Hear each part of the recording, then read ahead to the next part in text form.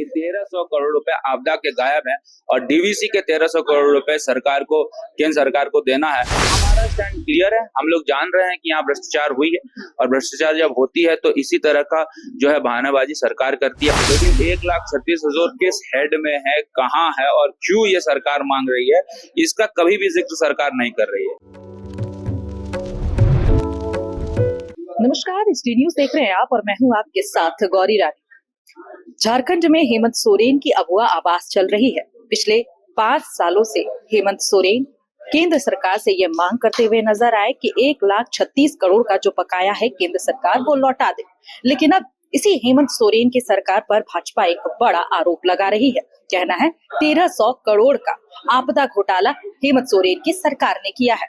इसी का खुलासा कर रहे हैं गोजा के पूर्व विधायक अमित मंडल। तो खास बातचीत करते हैं अमित मंडल जी से। सबसे पहले तो आपको नववर्ष की शुभकामनाएं। आपको भी, आप दर्शकों की बहुत बहुत शुभकामनाएं, बधाई। एक बड़ा आरोप लगा रहे हैं हेमंत सोरेन की सरकार। देखिए, ये आरोप का आधार है और आरोप का आधार प्रेस में जो एक हमारे प्रमुख अखबार हैं उन्होंने ये छापी प्रकाशित ये खबरें हैं। और ये आरोप का आधार इसलिए भी बनता है क्योंकि आपदा में अवसर खोजने का काम इस सरकार ने किया है। 1,300 करोड़ रुपए अपने में बहुत मायने रखता है और ये जनता को प्रभावित करने वाला एक बहुत बड़ा आपदा प्रबंधन डिपार्टमेंट होता है। उसमें 1,300 करोड़ रुपए यदि गायब होते हैं तो इसका मतलब कहीं ना कहीं सरकार शक के घेरे में आती है। और स्वास्थ्य विभाग और कृषि विभाग, स्वास्थ्य विभाग के 700 करोड़ और कृषि विभाग के 600 करोड़ रुपए जो गायब हो गए, इसकी जो है जवाबदेही सरकार को लेनी चाहिए।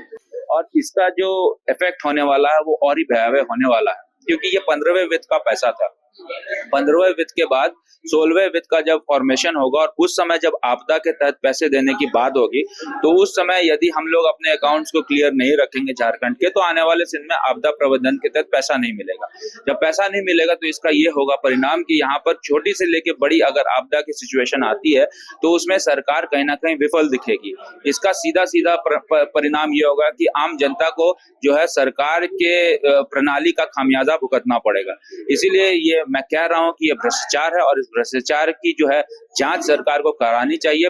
विभाग इसको लेकर क्या स्टैंड? देखिए, हमारा स्टैंड क्लियर है। हम लोग जान रहे हैं कि यहाँ भ्रष्टाचार हुई है और भ्रष्टाचार जब होती है तो इसी तरह का जो है बहानाबाजी सरकार करती है। 5 साल तक आप बैठे रह गए, 5 साल तक आपका अकाउंट्स आपने अपडेट नहीं किया, पोर्टल पे आपने इंफॉर्मेशन नहीं दिया, तो ये साफ साफ ये प्रतीत हो रहा है कि यहाँ भ्रष्टाचार हुआ है।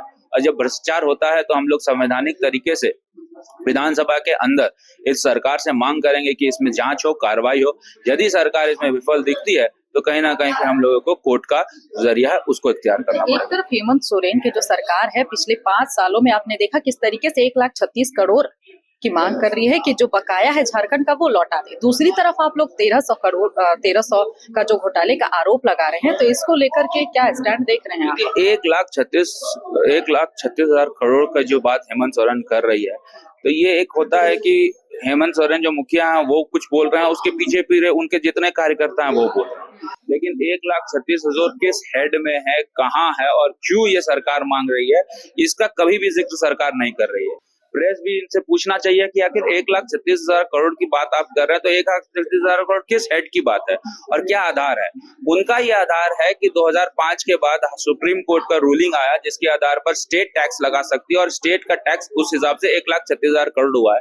तो राज्य सरकार को यह बताना चाहिए कि 2005 से 2009 में यदि कांग्रेस की सरकार उस समय थी केंद्र में, तो आप कांग्रेस से मांगिए किस ईयर, कौन से ईयर, किस फाइनेंशियल ईयर के पैसे को आप मांग रहे हैं, ये भी सरकार स्पष्ट नहीं कर पा रही है। तो सिर्फ बोलने से नहीं होगा, इसके पीछे के तथ्य और आधार को देखना होगा। और मुझे लगता है कि यह सरकार तथ्यहीन बातें कर रही है, लेकिन वास्तविकता यहाँ यही है कि 1,300 करोड़ रुपए आपदा के गायब हैं और डीवीसी के 1,300 करोड़ रुपए सरकार को, केंद्र सरकार को देना है। यदि सरकार इन सब मुद्दों पे गंभीरता पूर्वक काम नहीं करती है तो आने वाले दिनों में राज्य की जनता को इसका खामियाजा भुगतना पड़ेगा। आखिरी सवाल लेते हैं क्योंकि पूर्व में जब आप विधायक रहे तो आप लगातार जो छात्रों का मुद्दा हो, जो स्टूडेंट का मुद्दा हो, एग्जाम को लेकर आप लगातार प्रखर होकर भी सामने रहे, प्रोटेस्ट में भी उनके साथ शामिल रहे। तो ऐसे में कल एक बड़ा फैसला फिर से मैंने कहा है कि कोर्ट अपना काम करेगा।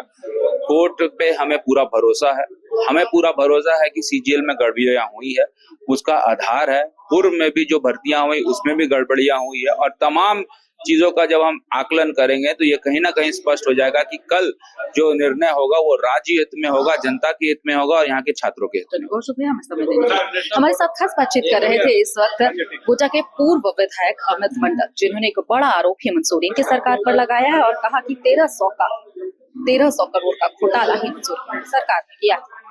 अब ये तो जांच का विषय है। फिलहाल इस खबर में इतना ही। मुझे दीजिए इजाजत। नमस्कार।